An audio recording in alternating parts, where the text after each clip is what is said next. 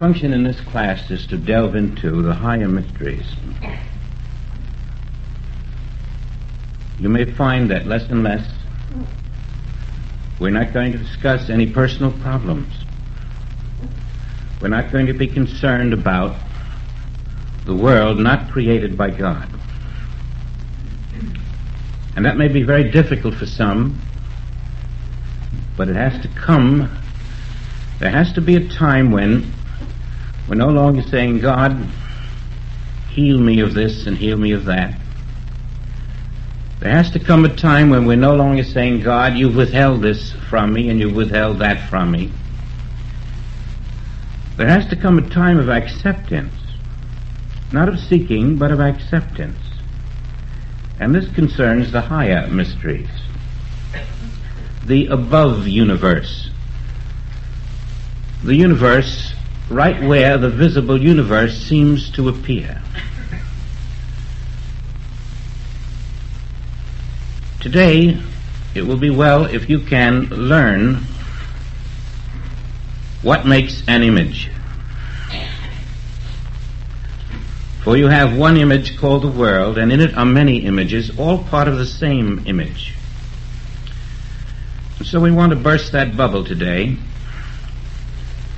so that some of you who have been living in the mind universe, trying through the power of your mind to find some kind of peace, some kind of tranquility, some kind of solution, will discover that you've been living in the wrong universe,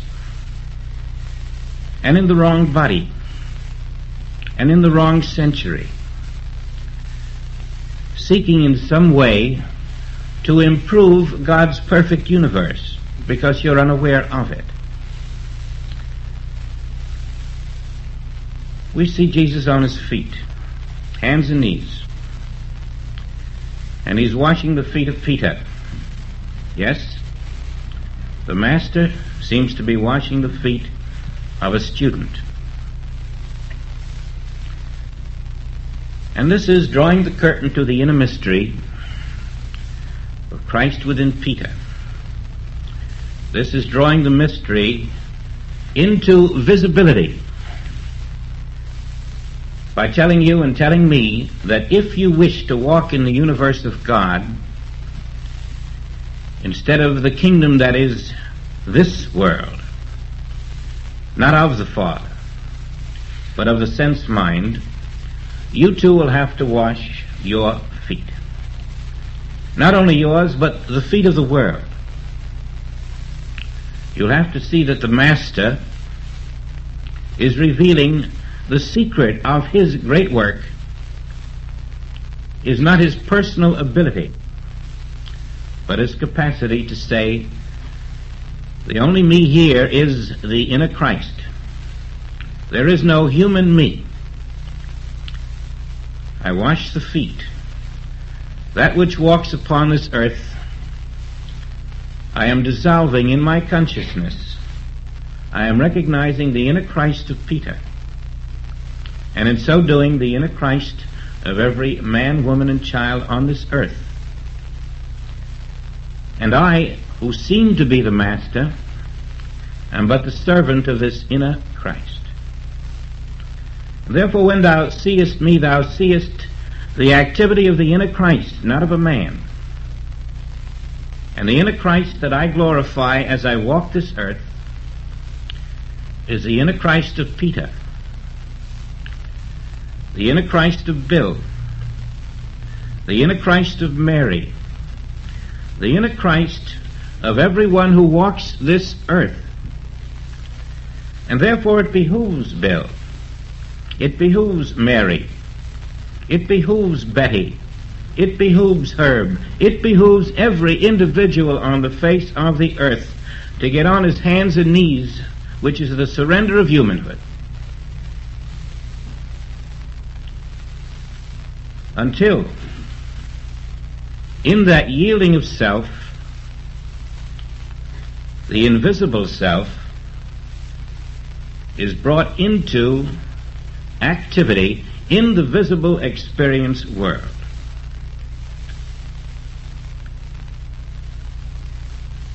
Of mine own self, I can do nothing. And as long as I continue in the effort, I will fall into the image world.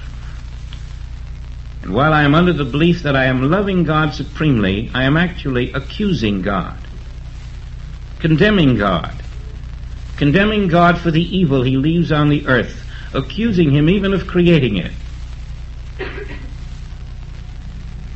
Now you know that condemnation has by now become very small in your consciousness. You can see the thief without accusing him.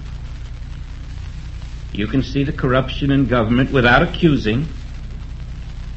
You can see many facets of the imperfect human life without condemnation. And probably you pride yourself upon it. What we don't realize too often is that we are condemning God. We have risen to that level where we do not condemn our neighbor, but instead we condemn God. How?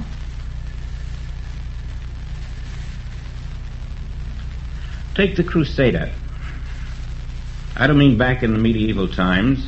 I mean today's Crusader. For good. For improvements. How do we improve anything except by recognizing that which needs improvement? And therefore, what have we said? We have said there are two creations. God's creation, which we will accept as perfect, but there's also a creation that needs improvement.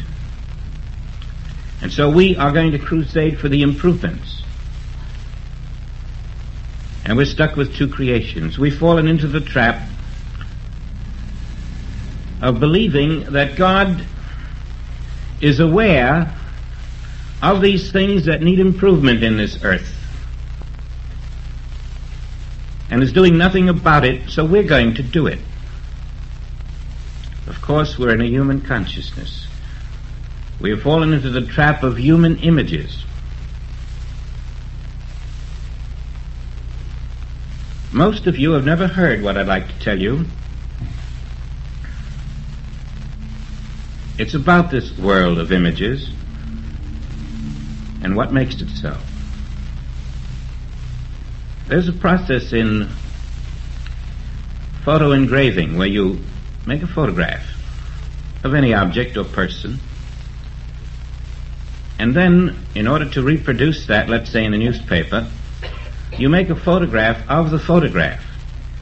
And when you make a photograph of the photograph, you put a filter or a screen between the object or photograph you're going to photograph and your camera.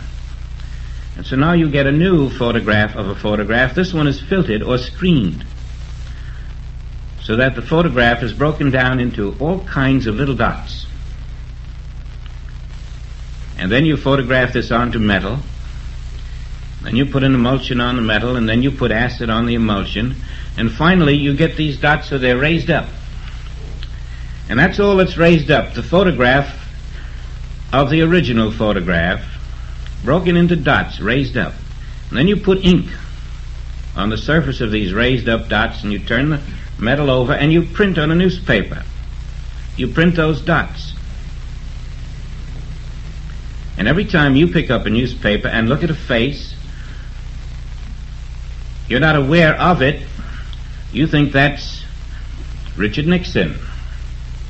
That's Chu and Lai. That's John Mitchell. That's John Lindsay. And every time you look at these photographs in the paper, you're looking at nothing but little blobs of ink that are separated. They're really little dots. And in about a 1 inch, there are maybe 3,600 to 4,000 little dots. That's really what you're looking at. Your eye doesn't know it. Your mind doesn't know it. You're looking at dots, but you think it's John Lindsay, Richard Nixon. And really, there's just as many dots to make a Richard Nixon as there is a John Lindsay. You can take the same dots and rearrange them and make a hippopotamus. You can make an elephant. If you rearrange the dots, you can make anything that is on this earth. You can make a battleship, spacecraft. In other words, your eye doesn't see the dots. But if you take just a normal magnifying glass and look at any photograph in the newspaper, that's what you're going to see. Hold it there just until, raise it up or down, until you see, why, it's only made of dots. And I thought it was a man's face. The face is the image formed by the dots. But all that is on that paper are little black dots, and they're all identical. Put a few more on one side and you get a cluster of them. A few less on another side and you get what seems to be a lighter tone. But they're all the same black dots. When I do this privately and give a magnifying glass to somebody and they look and see the dots, they're so much surprised that they hadn't noticed them with their naked eye. And that's how we all are, able for 50 years to read a newspaper and never know that we have never really seen a photograph. We have seen dots that appear to our human eye as faces and things. And then you can take this and go right to your television screen and you'll see it's the same process. On the television screen, you're looking at electric dots. Dots of electricity. But you cannot see the dots. And as the electric moves, you see the movement of the dots, but you don't know it's the movement of electrical dots. So you say the horse is running. It isn't running. There's no horse there. You're looking at electrical dots to simulate a horse running. No horse is going to run out of that screen. It's an image on the screen, and the method is electrical dots, so fine that no human eye can see them. And so you get the forms. Now you go to the motion picture house. There's a giant screen, and the same thing happens. Dots. They are still electrical dots. And you can have Cleopatra and her barge draw up. You can have the complete spectacle of Rome, and it's all made with electrical dots. Electrical dots that to the human eye appear as images called people doing things. Now these processes are human inventions. The Father does it much more subtly. When you come to the human scene, you find that the same process is going on around you. But now the dots are points of light, so fine that they have fooled the greatest religious and intellectual and scientific teachers of the world. Points of light.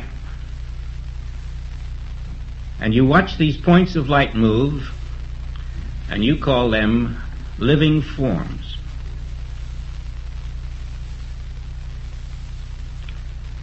They are the very same process in a more sophisticated way, for he hangeth the earth on nothing. Now what you are looking and calling forms then are points of light moving.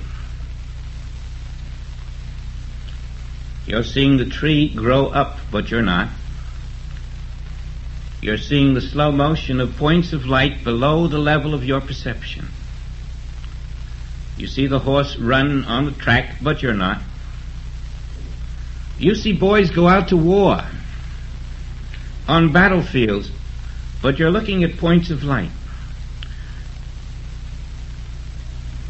And when that cannon roars and a boy falls down and the blood pours, you're looking at points of light. You know you're not looking at God's creation, and there are not two creations. What are you looking at? You're looking at points of light in the cosmic mind. Wherever you look on this earth, that is all you will ever see. Points of light. You cannot find one thing on this earth made by God. Not one. Now that is important. And however revolutionary it may seem to the human mind, it was a necessary step in the revelation of the allness of God, in the eternal life that comes into the experience of all who know God aright. Now what you've been looking at and calling forms, people, things, places, conditions, are points of light in a cosmic telecast. And it has its purpose, and that purpose was explained to you in the Bible, but we walk by. In these points of light you see the dying soldier. You see the accident on the freeway. You see the long inventory of disease and disaster not created by God. You're looking at the image world of the mind, and often accusing the Father of putting it there. Why did you do this to my daughter? Why did you do this to my son? Why don't you change this and change that? But the Father doesn't change this and change that, for the simple reason that the Father does not see what you are seeing. The Father does not look at points of light in motion, seeming to us as real conditions of a real world. The Father is not dreaming. The Father is awake. The dream of mortality is where we see these points of light. Fortunately, we have them. They have a grand purpose. You have thought that everything wrong in your life couldn't possibly be attributed to you. As a matter of fact, we discover that most of us are pretty good human beings. And then we say, well, if I've been so good, why have I been completely isolated from happiness, health, abundance, the things and joyful relationships that a child of God ought to have? Why am I besieged by this endless parade of things that I have to keep solving? When does the day of solving stop? When can I relax and say, at last I've made it?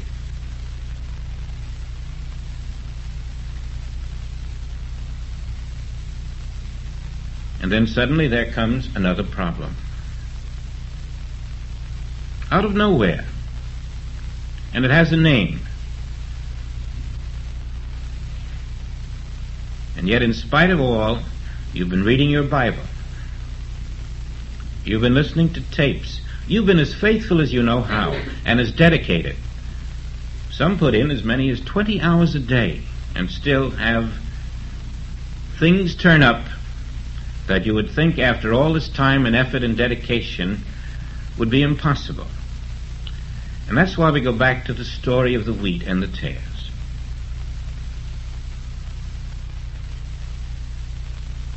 Nobody plants weeds. You've never planted any weeds. You certainly wouldn't do it intentionally. And neither did this man in the Bible. He planted wheat.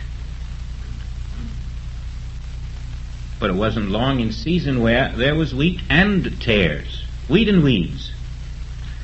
Couldn't figure it out. He hadn't planted any tares. So he went to his friends and they told him, well, what really happened, of course, is that your neighbor down the way, who you had that argument with last month, he got even with you. While you were asleep, he planted the tares. And so asleep, this man got weeds in his farm, and asleep we get problems in our consciousness. The tares planted while the farmer was asleep are the beliefs planted in you below the level of your conscious awareness, meaning in your sleep. You do not know what the world mind is broadcasting into you. You haven't the vaguest notion. How could you? You have a certain level of consciousness. If something comes in your unconscious, how can you be conscious of it? And so seeds are planted, seeds of belief. And the only time you become aware of them is when they grow up into form. And you can then look out and say, why did I get arthritis? Why did my business fail? Why did my marriage prove such a disaster? Why this, why that, why the other? You're only seeing these things on your screen of consciousness now as images. Broken homes, broken marriages, broken bodies. But they began in the unconscious level where the world mind planted in you a seed. And each seed planted in you must become a visible experience. That visible experience, you then give the label and say, this is what I've got. But you haven't got that at all. What has happened is that from the invisible of your consciousness, a seed you did not know was there has grown into a tree, and it is now dropping fruit. And that is in your visible world. The image world is where you have seen the fruit of the tree of good and evil. And that fruit is very untasty at times. And it grows because the seeds of belief in your consciousness are there unknown to you. You did not know they were coming in. You did not know that they were growing up. You did not know about them until you began to suffer. The cause did not begin in you. The cause began in the world mind. And so, a very intelligent, infinite mind has provided you with a screen, a television screen called the world. And from the invisible of your consciousness, you automatically project the quality of your consciousness. You project into the world of images the fabric of your own consciousness. And when you label it this or that, you're really saying, this is the nature of my invisible consciousness. Because be sure of this, it isn't someone else's consciousness appearing on your screen. The problems you manifest are nothing more than your consciousness turned inside out like a reversible raincoat, from the invisible to the visible. That's what this world is all about, a place where you can project your consciousness.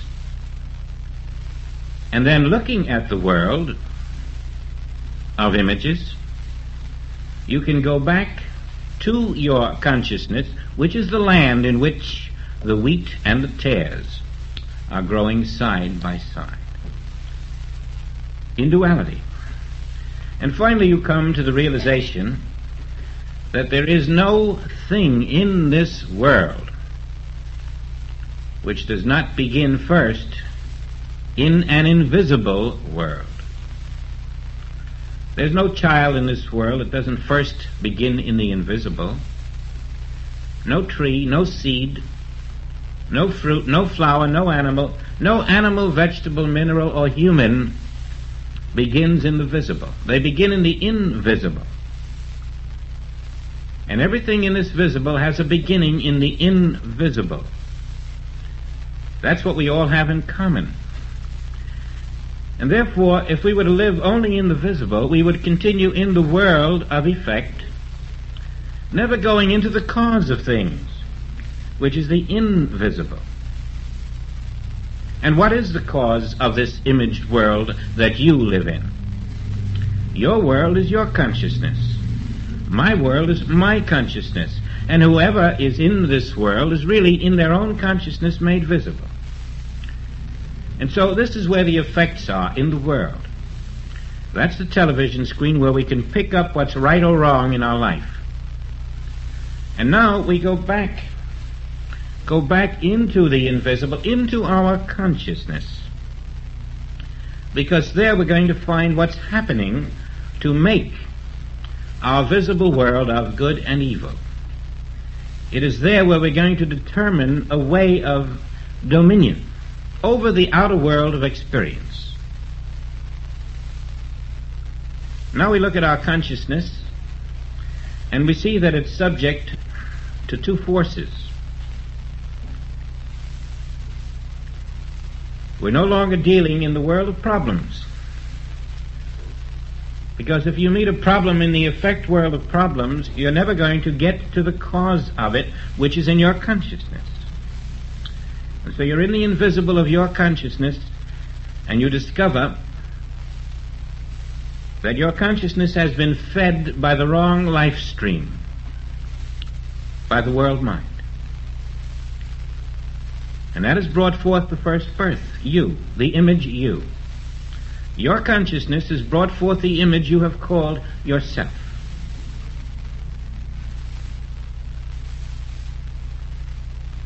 And your consciousness which brought forth this image has not been able to see reality directly.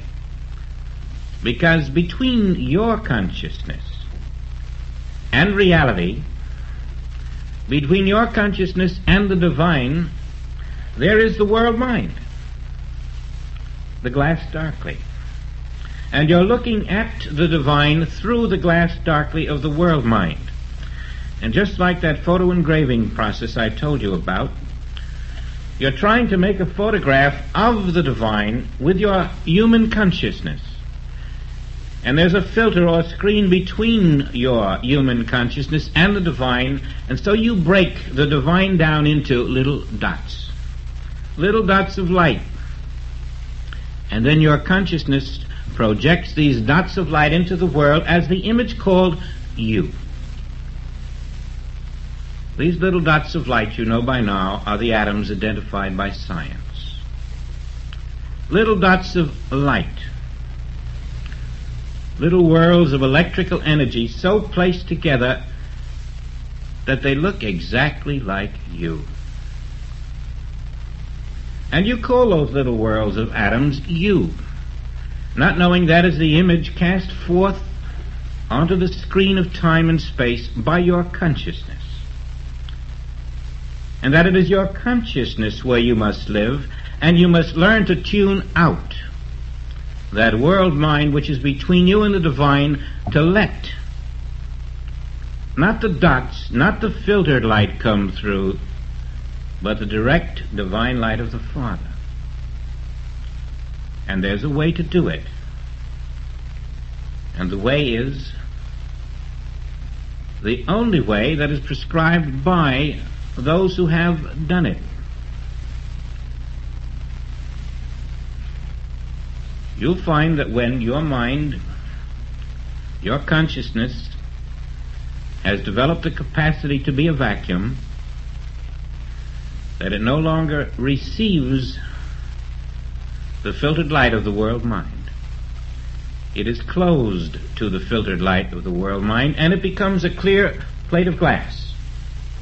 Crystal clear glass. And just as Jesus walked through a wall that was only there to the human consciousness, the divine walks through the world mind and through the clear crystal glass of your consciousness, bypassing the activity of that world mind which breaks things up into little atoms, coming through the crystal clear glass of your consciousness, which has been purified of thought. And that divine light is no longer separated atoms, no longer separated dots of light, but is the fullness of the Father, the wholeness of the Father, not little points of separation. And all that was missing out here in the image form, in the world of this human experience, was nothing more than gaps of light, which the divine now brings through. You become a living embryo in the womb of the Father. That new spiritual womb of silence is really no different than the womb you inhabited as an embryo before you became an imaged human self. We really duplicate that condition. No mother has consciously fed the child in her womb. No embryo in the womb has consciously said to the mother, "Feed me." It's an automatic process. It happens. And when you have found the crystal clear consciousness of silence, the vacuum of no thought, when you have been able to put away the 1,001 human concepts that cram the brain, when you have been able to accept truth, divine truth, and have reached that place where the mind is at peace, then you are like the embryo. You are no longer saying to the Father, "Give me. This is what I want. This is what I need. This is my will, that you fulfill my will here." But rather you are resting in the womb of infinity with trust, wanting nothing, needing nothing, seeking nothing, just like a child in the mother's womb. That spiritual embryo is the method in which you defeat the world mind. As long as you have a thought, an idea, a plan, a scheme, a will, a belief, or an acceptance of anything in this world that you consider real, you're not ready for that womb. You still have house cleaning to do. To be a womb in the Father's, to be an embryo in the womb of the Father, you must be the pure at heart, willing to seek nothing of good and nothing of evil in the dream of mortality. For the Father is source, and the source is pure, and that pure being which is the Father is the essence of your being. And you must be fed by the essence of your being, not something else. You rest in the conscious awareness that the pure being called Father is here as my life. And I even past the point then of saying, "Speak, Father, thy Son heareth." But rather, there is no you to say that. You go past that point and you see the real meaning of what Samuel said. He had so purified himself that there was no Samuel there. And then the Christ within Samuel said to the Father, "Speak, Father, thy Son heareth." When you hear the words within you, it is Christ saying this to the Father, who is greater than I. These words are the sign that you have stripped yourself of the dream. Not that you have said them humanly, but that they have been said within you by the Christ to the Father. And now the revelation of oneness takes place. In your silence, of humanhood. There's no place for world mind to go. You are not a receiver for the world mind. It can plant no tares in your consciousness. It can plant no seeds in you that will become tomorrow's problems. You are still. And now the essence of being, not broken into little dots of light, flows through your stillness. And the Father feeds the Son as the mother feeds the child in her womb. This is soul feeding. I am the bread, and the real substance that feeds you as a spiritual embryo is the essence of God, the substance of God, the will of God, the power of God, the love of God, all become your hidden manna, your meat the world knows not of. You are fed by the divine. There's nothing more to do. The feeding takes place. And now this is what you image forth into the world as a better body, a better mind, a better life, a better demonstration. You are glorifying the Father. You are not saying to your mother, feed me this way or that way, here's what I prefer. You're saying to the Father, let me have your food. I'm silent to the food of the world. And the food of the Father is His own being, all that I have. The very life of the Father flows through you. And so essence flows through your purified consciousness and becomes imaged form. The outer form then is manifesting the qualities of the new substance. And the new substance is pure wheat. It isn't divided. It isn't good and evil.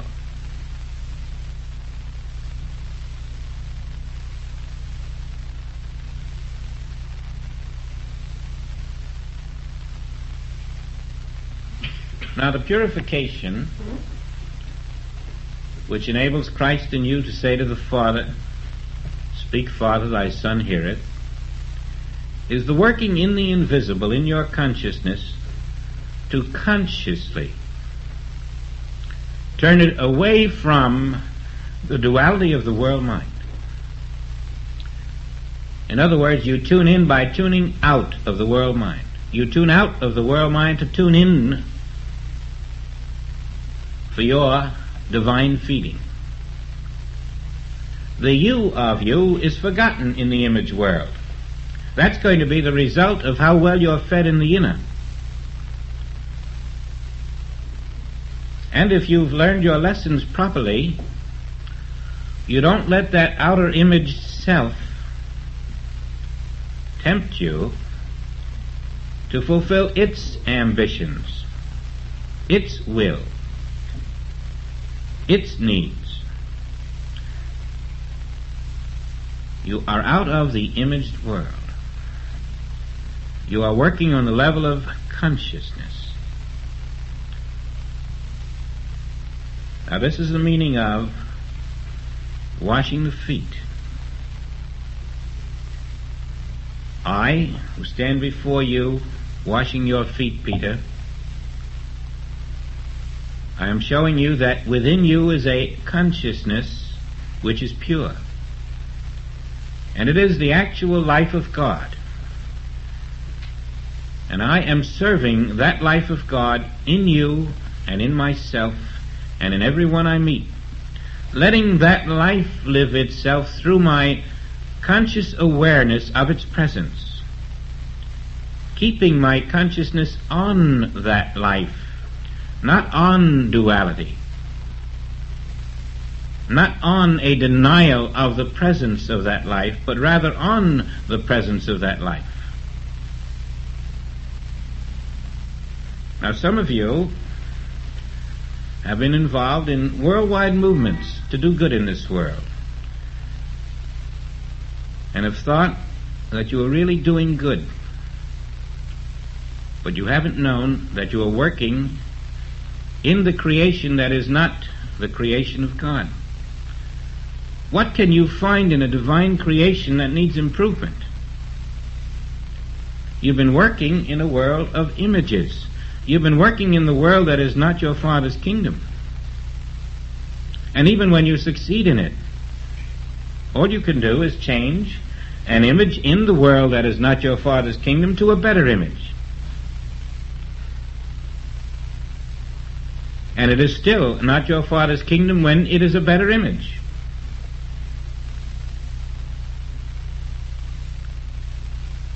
Whereas the way of the Father is there a place now where I am not? Why not purify your consciousness of the belief that there's a place somewhere where I am not? Instead of trying to correct a world of images. The world of images isn't to teach you that it needs correction. It's to teach you how to purify your consciousness of the belief that you're not in the kingdom of God. As long as in the world of images you see something wrong, you are not accepting in your inner consciousness that this is the kingdom of God. That's the purpose of the world of images. As long as you can see imperfection out there, you must face it with the knowledge that it wasn't created by God. And if you still think it's real, you have invented a second creator. Who could put the imperfection there if there's no other creator? Who could take God's perfect creation and make it imperfect? And so as long as you're still improving things, you've missed the point. The things that you want to improve don't need improvement. The consciousness that put them out there needs improvement. And that doesn't mean somebody else's consciousness. That means yours. Because the things you see out there are your consciousness made visible. Whoever else sees them, that is their consciousness made visible. Our function is to purify our consciousness so that we become aware of God's kingdom here on earth. And to clarify the picture then, you have a perfect divine creation here and now, and there is no other. You have a perfect divine being, an infinite being, not divided into little finite beings. And that infinite being is the life that we call God. And that is the only life there is. While you're dwelling in the inner consciousness, to tune out the world mind, you must tune out the belief that there's another life here beside the life of God. Where would it be if God is infinite? If this house that we're sitting in now were infinite, could you ever be in another one? If God is infinite, can you ever be outside of infinity? If you're always in infinity and God is life, you're in infinite life. Where does it divide? Where does this infinite divine life become anything other than what it is? And so we come out into the imaged world and we see 4 billion forms instead of knowing the one life.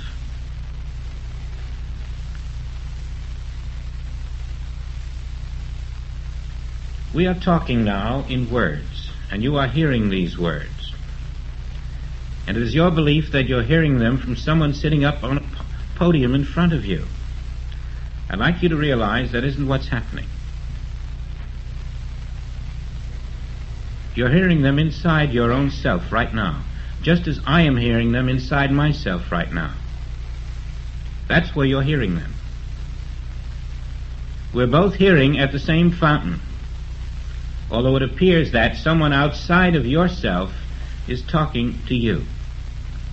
Every experience in your life is an experience within yourself that appears to be an external one.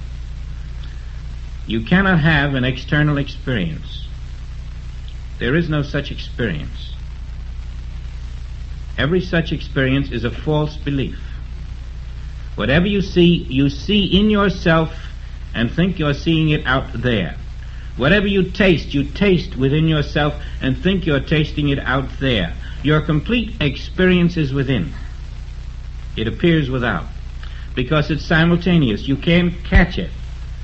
But that's how it's happening. Usually, mortal mind in you is talking to or hearing mortal mind in someone else. Or divine mind in you is hearing divine mind in someone else. Or a mixture. A shadow of divine mind. Always your experience is within and you're thinking it's without. And so I want you to do this.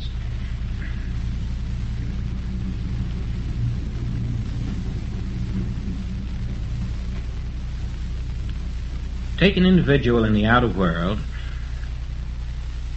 and see if you can catch this idea that that individual that you think is out there is within yourself. Within yourself, just like a little TV screen within yourself. And see that individual within you on a little TV screen. And now let that person talk, and what's happening? They're talking within you on a little TV screen. No matter what they say or do, that's within you on a little TV screen. And if you saw this same person on TV, and they complained to you about a problem, you would look at the TV and say, why, that's just an image on a TV screen. That's precisely what this world of images is. Every image is on the inner TV screen of your brain, which you think is out there. Now, those of you who can dwell with this a while will begin to get the idea that your dominion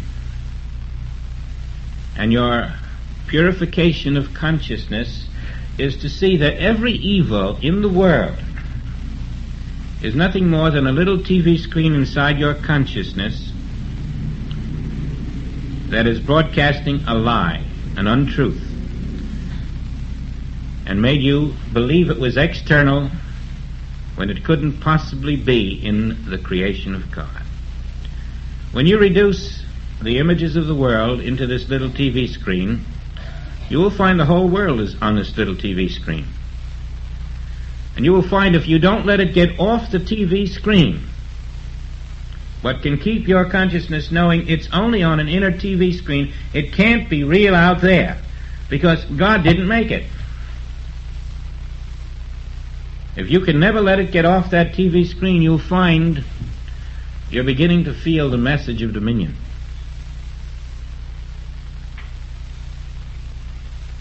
And I don't care what you have out there in the world.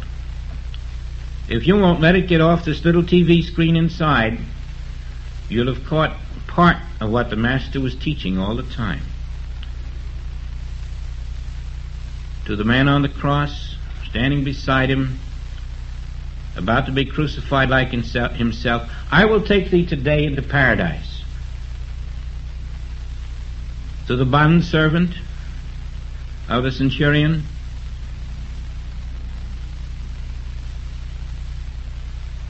go thy way, he liveth. Why? All that was in the inner little TV screen, the lie about the Father. The allness of God is the rule, the law, the fact. Where is there a thief then on a cross? In this little TV screen of the mind. Catch it at that level. Don't fight it out there, it isn't necessary. Don't fight Pilate out there, it isn't necessary. Catch it inside, because it's coming through there at the same time as you see it outside. Everything has to come through your consciousness before it can appear out there to your consciousness. And you catch it at the level of its happening in consciousness, you'll see the nothingness of it. All evil in the world is in the human consciousness. That's the only place it is. It isn't in the world, it's in the human consciousness. There is no world. There is only the kingdom of God. Now what we're at today, at this moment, is something that comes only from years of dwelling with it, until suddenly it announces itself to you. And you possibly may have sensed something along these lines at one time or another, but you'll discover your dominion is to be able to look at this world and everything in it, bring it right back to this little television screen inside your consciousness, maybe 1 inch big if you want to visualize it, just a little 1 inch screen, and whatever it's complaining about, it's nothing but a little TV broadcast coming from the world mind. That's the place to say sorry. The Father didn't bring you into this world. Is this of God, or is this the world mind? It's not of God, you know, if it's evil. Where is it? Who created it? No one. It's just a television broadcast, and if you leave it on, it's going to project itself. It's going to demand attention. Now, in the purification of your consciousness, then, you're saying to these broadcasts from within, which have appeared to you as images in the world without, get thee behind me. God is a pure being. God is the essence. Is there another essence? Is there another source? Can anything formed of that essence be less than the same essence? How can you dilute the essence of God? You can't. How can you change it? You can't. How can you pollute it? You can't. How can you poison it? You can't. How can you kill it? You can't. How can you give it a disease? You can't. Then what are you giving these things to? To nothing. To nothing whatsoever. The essence of God is omnipresent. You simply have been fooled by a world broadcast within yourself which makes you think it's out there. And don't think for a minute that I'm trying to build a picture as a sort of a comparison or an allegory or a symbolism. I mean it factually. What isn't created by God cannot be out there, and by reducing it to a little broadcast within yourself, you'll find you can throttle it. At the level of conscious acceptance or conscious rejection, you can throttle it and turn your mind, your consciousness, to the presence of God. And watch how that little fellow inside begins broadcasting the truth.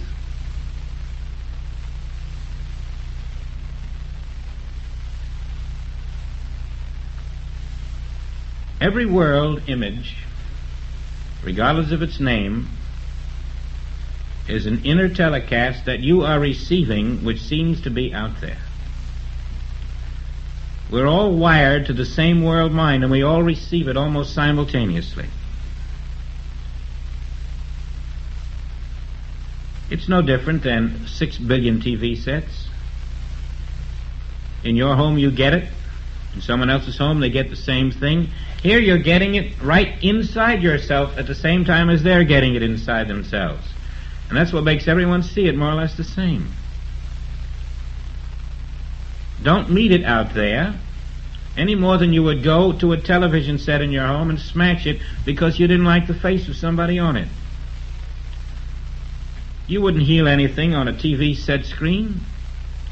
Get it right here at the level of TV and see the nothingness of it. That's all it is.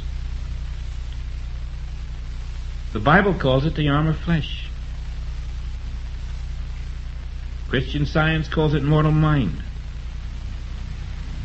Others will call it universal mind. Others will call it Maya. Some will call it hypnotism. mesmerism. But the nature of it is that it mesmerizes you by appearing to be out there when it isn't. And why does it come through you? Because you have also accepted the image of you as a reality. Instead of knowing that you are a living soul. Now in our rebirth, out of this image, we're not going to throw the image away. It's very useful. But we are going to live in the consciousness of the presence of God. So that in our soul feeding, we are one with the one. That the one essence can flow into form instead of the duality of a world mind. So that we're not divided from the essence, so that the substance forms us. The Father who is greater than I is the essence, and I am the form of that essence. And the form of that essence that I am is the infinite Christ. The substance of the Father flows as the infinite Christ. And you find your spiritual form, which is not little pieces of light held together by magnetism, which is independent of the images of the world, independent of the flood and the fire, independent of world conditions. Why? Because world conditions only occur in the image world, where the image form appears. And we must learn to walk through these images, right through these images, by that consciousness which opens itself to the pure essence and lets the essence do the work. Now, how are we going to do that? How are we going to open our consciousness to the essence of being, to overcome the false dominion of the world and its two powers, is going to constitute all of our work. The real freedom will only come as we learn to look at the world of images, knowing what it is, so that we fear it not, so that its false powers mean nothing to us, so that we can consciously walk in oneness, in the acceptance that God is pure. And that purity, which is infinite, is the purity of my own being. That purity overflows and overflows and overflows throughout its kingdom as myself, my being. And I can live in my pure being, independent of the image world, which has been necessary to lift me and my consciousness above the level of duality. Those images, those wheats, those tares have been very important to me. They have helped me locate the unconscious belief I have entertained. I have seen those beliefs as images. Now I see them not as images, but as invisible beliefs. And now I can watch them and reject them and turn my consciousness to the Father and rest in oneness. For 3 or 4 or 5 of these sessions, including the second half of this, we're going to be developing our conscious awareness of the presence of God. We have been given all of the weapons we need to do this. Nothing has been withheld. Let's have a little rest, quiet, and then we'll have a short intermission.